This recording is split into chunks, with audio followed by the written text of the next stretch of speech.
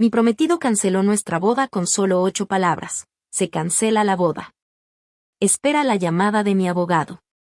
Seguramente pensó que yo iba a llorar, a suplicarle, a quedarme esperando a que su abogado me llamara.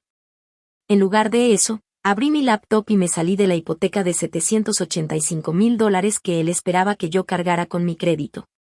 48 horas después, su abogado me estaba marcando a mí. Su papá se apareció en mi puerta, y luego mi hermana me mandó una foto de Andrew con otra mujer que me hizo entender algo mucho peor. Él no había decidido dejarme de la nada. Llevaba tiempo planeándolo. Me llamo Rhonda Galloway. Tengo 31 años y soy ingeniera mecánica en una empresa aeroespacial en Seattle. Cuando conocí a Andrew Chambers, hace 3 años, parecía el tipo de hombre que de verdad me quería tal como era. Me preguntaba por mis proyectos de ingeniería, me echaba porras antes de mis presentaciones y hacía que sintiera que mi carrera le importaba de verdad. Pero poco a poco, ese apoyo se convirtió en corrección.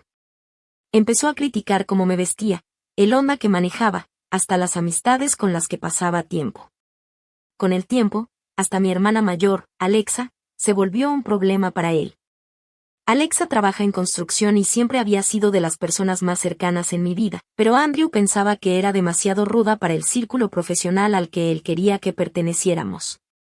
Debía haberle puesto un alto ahí mismo. En cambio, cambié yo. Me empecé a vestir diferente, pasaba más tiempo con los compañeros de trabajo de Andrew, veía menos a Alexa, y cuando me ofrecieron un ascenso en Chicago, Andrew me convenció de rechazarlo. Tu carrera puede crecer en cualquier lado, me dijo. Mis contactos están aquí. Y le creí. Después de 2 años juntos, yo se lo propuse a él. Andrew dijo que sí. Pero casi de inmediato, la boda se convirtió en otra oportunidad para proyectar la imagen correcta. Yo hacía horas extra y metía mis bonos a la cuenta de la boda.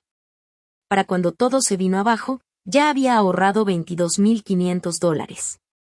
Andrew no había puesto ni un peso. 6 meses antes de la boda, llegó con su siguiente idea, un townhouse en Bellevue. De $785,000. En el mismo vecindario donde vivían varios ejecutivos que él conocía. La primera vez que lo fuimos a ver, Andrew caminaba por las habitaciones como si ya fueran nuestras. Este es, me dijo. Yo nada más veía el precio. Esto es una locura financiera, que le contesté. ¿Estás pensando como ingeniera?, me dijo. Es que soy ingeniera, le respondí. Sonrió. Exacto. Y como mi crédito era mejor que el suyo, terminé siendo la solicitante principal en la preaprobación de la hipoteca. Ahí fue cuando empezó de verdad mi ansiedad. Hice los números una y otra vez. Aunque juntáramos los 2 sueldos, la hipoteca casi no dejaba margen para ahorros ni emergencias, y menos con la boda a solo 4 meses. Le enseñé los números a Andrew. Tenemos que reconsiderar lo de Bellevue, le dije. Ni siquiera les puso atención de verdad. Grande, tú sí quieres que nos vaya bien, ¿o no? Esto no se trata de que nos vaya bien, le dije. Se trata de aritmética. Este vecindario se trata de oportunidades, de contactos, de gente que nos puede ayudar a subir de nivel. No podemos pagar una hipoteca con contactos, le contesté. Fue entonces cuando mencionó algo que nunca me había dicho antes. Al parecer estaba a punto de recibir un ascenso importante, uno que casi le duplicaría el sueldo. Nada más tenemos que aguantar hasta que eso pase, me dijo. El momento en que salió con eso debió haberme parecido sospechoso. Pero en cambio, me dio justo la esperanza suficiente para ignorar ese nudo que sentía en el estómago. Unas semanas después, estaba yo formada en la fila del súper, después del trabajo, cuando me vibró el teléfono.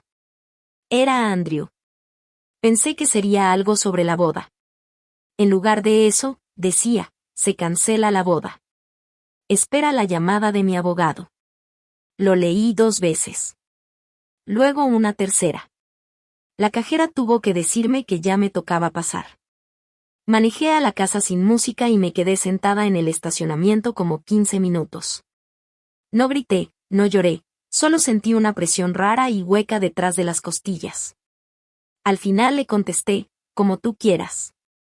Andrew odiaba las películas viejas, así que estoy casi segura de que no entendió la referencia. Pero yo sí entendí perfectamente su mensaje: no le hablara, no hiciera preguntas, que su abogado se encargaría de todo. 3 años reducidos a puro trámite. Subí las escaleras y me quedé viendo otra vez su mensaje. Y ahí fue cuando caí en cuenta: la hipoteca. Nada se había cerrado todavía. El townhouse no era nuestro. La solicitud seguía en trámite. Abrí mi laptop, entré al portal de la hipoteca y encontré la opción para retirar la solicitud. El cursor se quedó ahí, parpadeando, unos segundos, y le di clic. Confirmación. Un clic más. Solicitud retirada. 3 clics. Eso fue todo lo que hizo falta para sacarme de la casa de los sueños de Andrew. Habrá quien diga que eso fue una venganza. Yo le llamo negarme a firmar 30 años de deuda con un hombre que acababa de terminar nuestro compromiso por mensaje de texto.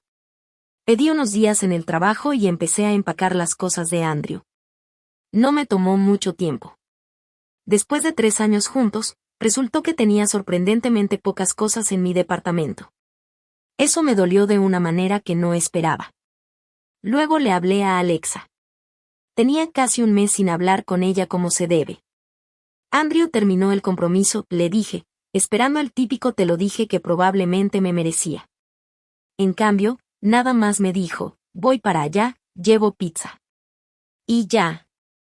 No pasaron ni 48 horas desde el mensaje de Andrew cuando me sonó el teléfono. Número desconocido. No contesté. Minutos después me llegó un mensaje de voz: hola, señorita Galloway. Habla Rebecca Goldstein, abogada del señor Andrew Chambers. Le pedimos que nos regrese la llamada urgentemente, sobre su retiro de la solicitud de hipoteca. Su acción podría generar complicaciones contractuales y financieras importantes. Lo escuché 2 veces. Y casi me da risa. Qué curioso. Apenas 48 horas antes, los abogados eran, al parecer, el medio de comunicación preferido. Ahora, de repente, todo mundo quería hablar conmigo. No devolví la llamada. Llegaron más llamadas.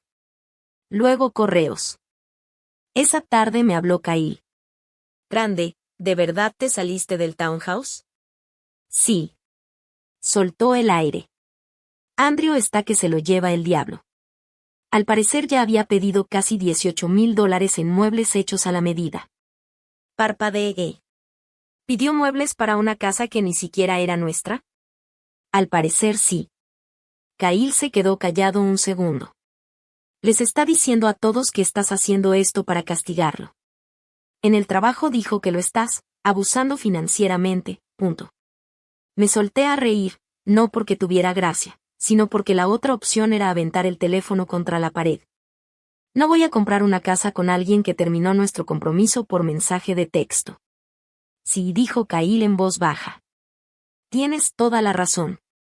Luego cambió el tono. Pero hay otra cosa. ¿Qué? Les está dando diferentes versiones a diferentes personas sobre la ruptura. Unos escucharon que fue de mutuo acuerdo.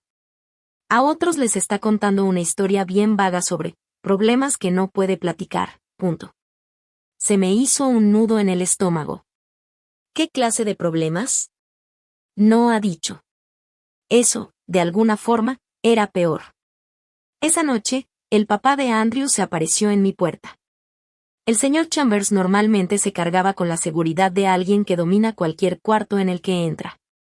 Pero esa noche se veía agotado. Ni siquiera saludó. ¿Qué pasó con la casa? Andrew terminó nuestro compromiso. Lo sé. Entonces ya sabes por qué no voy a comprar una propiedad con él. Bajó la mirada al piso. No está explicando bien las cosas. Un momento dice que se cancela la boda, y al otro está gritando por facturas de muebles, revisiones de crédito, y que quedó humillado frente a todos en Apex. Me crucé de brazos. Él tomó su decisión. Yo nada más la estoy respetando.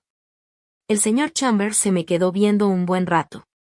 Luego, casi en un susurro, dijo algo raro. Yo le dije que no hiciera esto. Antes de que le preguntara a qué se refería, se dio la vuelta y se fue. A la mañana siguiente me llamó Alexa. Su voz sonaba distinta. Grande, hay algo que te debía haber dicho hace meses. Se me apretó el pecho. ¿Qué? ¿Te acuerdas del trabajo de remodelación que tuve en Cascades? ¿Los departamentos de lujo del centro? Sí. Silencio. Luego, ahí vi a Andrew. Esperé. Con una mujer. Apreté el teléfono con la mano. ¿Cuándo? Hace 2 meses. Siguió hablando rápido. No sabía si era algo de trabajo. No quería tronar tu compromiso por algo que a lo mejor era inocente, pero no se veían como compañeros de trabajo. ¿Cómo que no se veían como compañeros? Alexa no contestó de inmediato. En cambio, me llegó una foto al celular. Andrew estaba parado afuera de Cascades, con un traje gris carbón. A su lado, una mujer rubia y alta, con un abrigo color marfil. Traía el brazo enredado en el de él. La mano de Andrew descansaba en la espalda baja de ella. La reconocí. Andrew la había mencionado docenas de veces. Rachel Mitchell. Banquera de inversiones. Clienta importante. Cuenta difícil. Nada de qué preocuparse, decía siempre.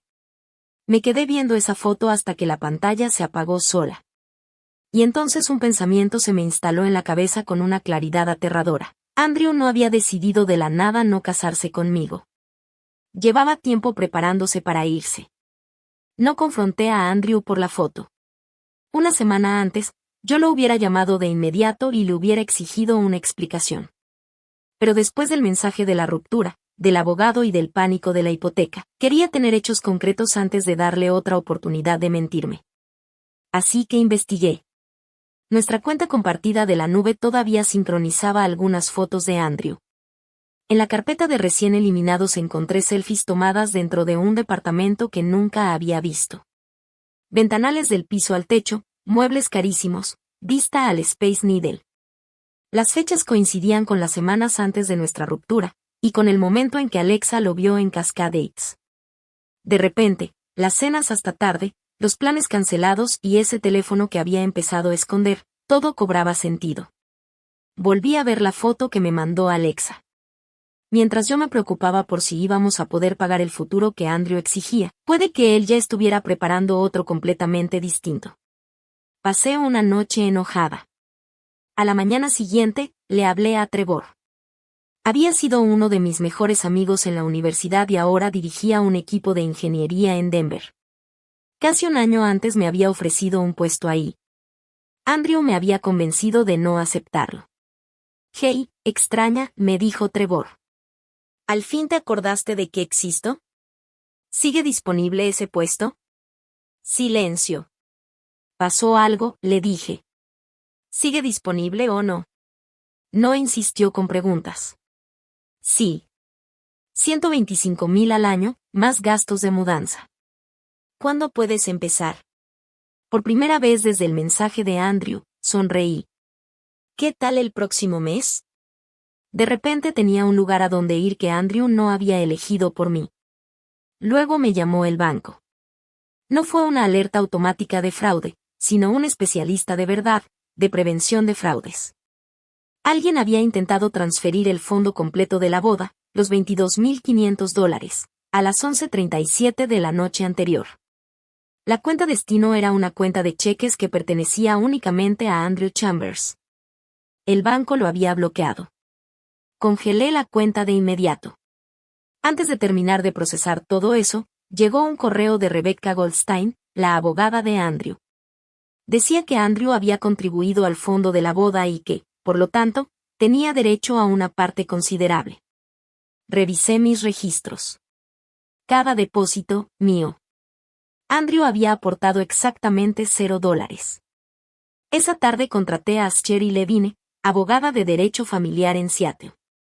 Después de revisar los estados de cuenta, el intento de transferencia, la correspondencia de la hipoteca y el correo de Rebecca, me dijo que dejara de comunicarme directamente con Andrew. Ella se encargaría de todo.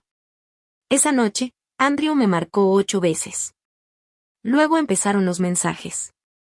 No puedo creer que hayas contratado a un abogado. Tenemos que hablar esto como adultos.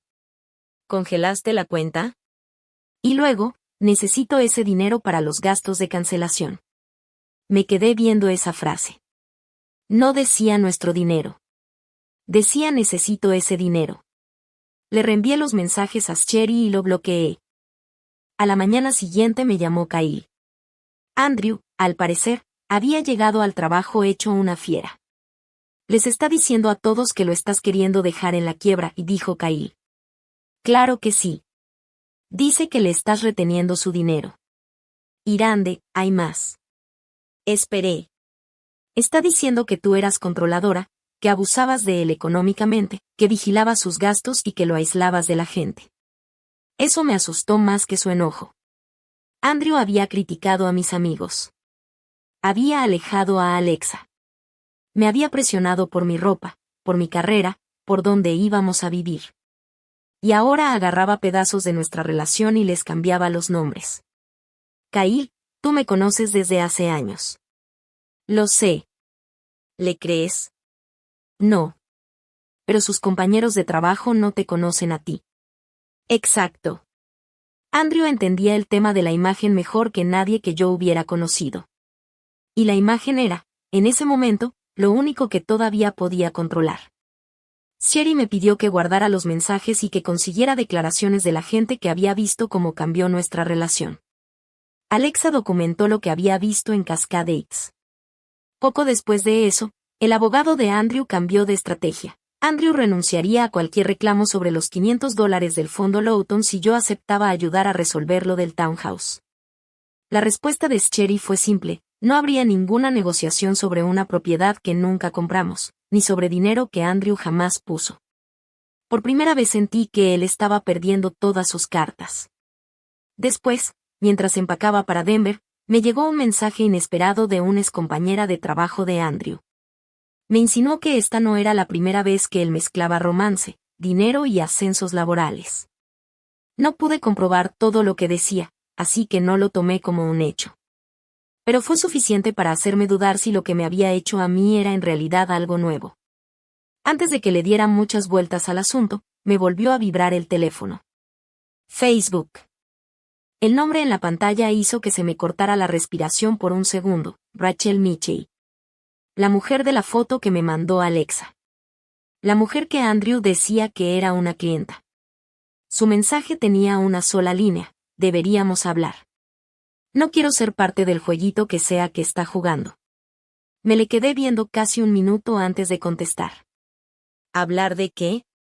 El indicador de escribiendo apareció al instante. De Andrew y de las mentiras que nos ha estado diciendo a las dos. Quedamos de vernos en una cafetería del centro, a la mañana siguiente. Llegué temprano. Rachel entró justo a la hora acordada, alta, rubia, arreglada de pies a cabeza. Era la mujer que llevaba varios días imaginando como la persona que Andrew había elegido en lugar de a mí. Pero cuando me vio, no se veía triunfante. Se veía nerviosa. Se sentó frente a mí sin pedir nada. Durante varios segundos, ninguna de las dos dijo nada. Entonces Rachel me hizo la pregunta que cambió por completo la forma en que yo entendía todo lo que había pasado. ¿Exactamente cuando terminaron tú y Andrew? La semana pasada. Se le puso la cara en blanco. No. Sí. Negó con la cabeza, despacio. Grande. Andrew me dijo que ustedes habían terminado hace meses. Sentí mi pulso latiéndome en la garganta. Estuvimos comprometidos hasta la semana pasada. Rachel se me quedó viendo. Nuestra boda era en 4 meses. Se le fue el color de la cara. Me dijo que el compromiso ya se había terminado hacía meses. Que tú no lo podías aceptar. Yo no dije nada. Me dijo que lo del townhouse era una especie de arreglo financiero que había quedado pendiente porque nuestras familias ya estaban involucradas. Eso no es cierto, le dije. Rachel bajó la mirada hacia sus manos. Después susurró: llevo casi 3 meses saliendo con él. 3 meses. La búsqueda de casa, las solicitudes de hipoteca, los proveedores de la boda, su misteriosa promoción, todo. Mientras Andrew llegaba a mi casa y planeaba nuestra boda, resulta que le andaba diciendo a otra mujer que yo ya era su ex. Rachel volvió a levantar la mirada. Irande, eso no es lo peor que me dijo de ti. Se veía incómoda antes de seguir. Me dijo que te tenía miedo. Por un segundo pensé que había entendido mal. ¿Miedo de mí? Dijo que eras controladora, que le revisabas los gastos, que vigilabas a dónde iba y que te ponías físicamente intimidante cuando te enojabas. Me le quedé viendo. Jamás le puse una mano encima a Andrew. Te creo, me dijo, casi de inmediato. Las cosas dejaron de cuadrarme antes de que te contactara. Y ahí me explicó por qué. Una semana antes, Andrew le había pedido a Rachel $15,000 para lo que él llamaba una oportunidad de inversión. Cuando ella dudó, se puso a la defensiva. Después, cuando yo retiré la solicitud de la hipoteca y congelé la cuenta de la boda, él le había hablado a ella en pánico, diciéndole que su exvengativa estaba tratando de arruinarlo financieramente. Solté una risa sin gracia. Supongo que la exvengativa soy yo. Rachel no se rió. En cambio, sacó su celular. Durante casi 2 horas comparamos fechas y horarios. Cuando Andrew me decía que tenía una cena de trabajo con un cliente, a veces en realidad estaba con Rachel. Cuando le decía a Rachel que no la podía ver porque yo lo estaba hostigando, en realidad estaba conmigo viendo proveedores para la boda. A ella le había dicho que nuestro compromiso había terminado meses atrás. A mí me había dicho que ella no era más que una clienta exigente. Y mientras me empujaba hacia un townhouse que apenas podíamos pagar, al parecer también estaba tanteando si Rachel le podía financiar oportunidades a él. Lo que más me dolió no fue que Andrew hubiera elegido a otra persona. Fue darme cuenta de que en realidad nunca hubo una elección limpia entre las dos. Simplemente mantuvo las dos versiones de su vida funcionando al mismo tiempo, hasta que una le resultó más útil que la otra. Rachel se sobó la frente. Me siento una idiota. Yo también, le dije. Me miró. Era bueno para hacer que la mentira encajara perfecto con lo que tú ya querías creer. Probablemente esa fue la descripción más exacta de Andrew que había escuchado en mi vida. Antes de irnos, Rachel mencionó algo más, bien raro. Andrew había insinuado hacía poco que una exnovia podría estar embarazada, pero se echó para atrás en cuanto Rachel empezó a hacerle preguntas básicas. Ninguna de las dos supo si eso tenía algo de cierto. Para ese punto, ya ni me importaba. Era simplemente un ejemplo más de lo imposible que se había vuelto distinguir dónde terminaba la vida real de Andrew y dónde empezaba la historia que necesitara inventar en el momento. Rachel me vio desde el otro lado de la mesa. Para que sepas, yo también ya terminé con él. Asentí con la cabeza. Ella no era mi enemiga. A ella también le habían mentido, nada más que de otra forma. Esa diferencia sí importaba. Le mandé a Sherry un resumen por escrito de nuestra conversación, sobre todo lo de las mentiras de Andrew sobre que yo lo había intimidado físicamente. Su respuesta fue inmediata: documenta todo. No lo contactes. Y no lo hice. Las consecuencias empezaron a llegar sin que yo moviera un dedo. Kyle me contó que Andrew había pedido permiso personal en el trabajo de un día para otro, después de recibir una llamada en plena junta. Nadie sabía exactamente qué había pasado, y yo tampoco pregunté. A la mañana siguiente me llamó Rebecca Goldstein, la abogada de Andrew. Toda comunicación tiene que ser a través de Sherry, le dije. Entiendo. Le estoy llamando porque ya no represento a Andrew. Eso me detuvo en seco. ¿Qué? Renuncié esta mañana, después de descubrir que la información que me dio sobre la disputa financiera era, en gran parte, incorrecta. Escogió sus palabras con mucho cuidado. Pero el significado era claro: Andrew le había mentido a su propia abogada.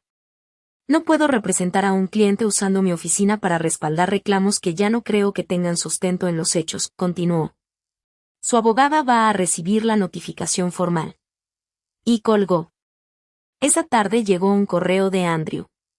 En el asunto solo decía una palabra: por favor. Decía que había cometido errores terribles, que había empezado terapia, que sabía que Rachel y yo habíamos hablado. Me rogaba que no procediera legalmente porque sus papás estaban devastados y su carrera estaba en riesgo. Y luego venía la frase que, un mes antes, me hubiera destrozado por completo: nunca quise lastimarte. Puede que en el fondo hasta lo creyera de verdad. Pero eso no cambiaba nada de lo que había hecho. Le reenvié el correo a Sherry. No respondí.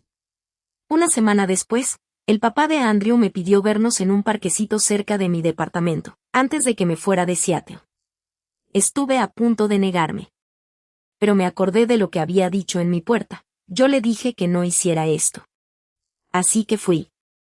El señor Chambers se veía más viejo que 2 semanas atrás. Grande, te debo una disculpa. Usted no fue quien terminó el compromiso. No. Pero sabía más de lo que te conté. Me explicó que Andrew llevaba años persiguiendo estatus y validación. Que cada vez que se sentía inseguro, tenía la costumbre de reinventarse alrededor de gente que lo hacía sentir más exitoso. Su familia ya había visto versiones de esto antes.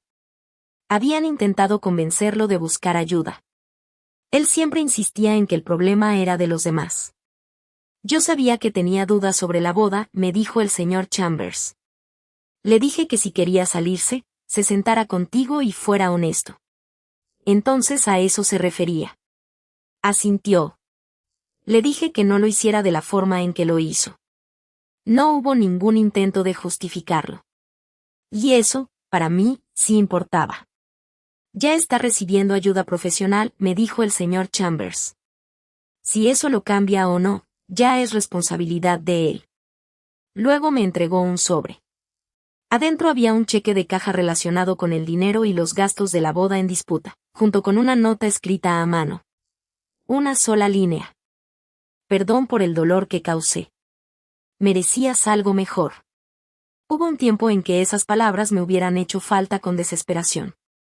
Pero ahora le pertenecían a una versión de mí que ya no existía. Antes de despedirnos, el señor Chambers me regaló una sonrisa cansada. Ya me enteré de lo de Denver. La próxima semana. Qué bueno. Dudó un momento. Construye algo que de verdad sea tuyo, esta vez. Esa frase se me quedó grabada. Un mes después, ya estaba en Denver. Trabajo nuevo, departamento más chico, sin muebles de diseñador, sin cenas de networking elegidas nada más porque podría estar ahí alguien importante.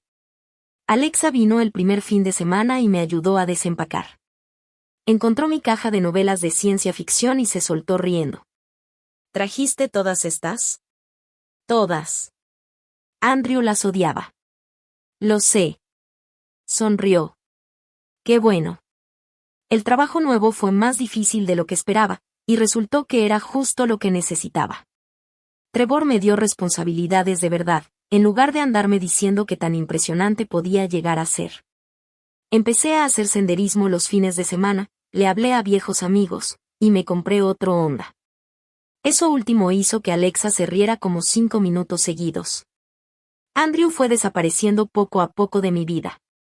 Me enteré por Kyle que nunca regresó a su antiguo puesto en Apex, aunque nunca pregunté por qué. Rachel nunca me volvió a contactar después de mandarle a Sherry toda la información que tenía, y con el tiempo dejé de preguntarme qué más me había mentido Andrew. No toda pregunta sin responder merece otra investigación. Varios meses después de mudarme, me llegó un correo automático del broker hipotecario que había usado en Seattle. El townhouse de Bellevue se había vendido. Otros compradores, otra hipoteca, otro futuro. Por un momento me imaginé la vida que alguna vez imaginé ahí, Andrew eligiendo muebles, yo haciendo horas extra, los dos fingiendo que tarde o temprano los números iban a cuadrar. Pensé que perder esa casa se iba a sentir como perder la prueba de que había fracasado. En lugar de eso, nada más cerré el correo. Lo más raro de reconstruir tu vida es darte cuenta de cuántas cosas que te aterraba perder, en realidad, te estaban hundiendo. Andrew había cancelado nuestra boda con 8 palabras. En su momento pensé que me había quitado el futuro. No fue así. Sin querer, me lo regresó. Y lo más valioso que recuperé no fueron los $22,500, ni la hipoteca, ni siquiera la carrera que casi sacrifiqué. Fue la mujer que poco a poco había ido abandonando, mientras trataba de convertirme en alguien que Andrew considerara digna de quedarse. Esta vez, no la iba a volver a soltar.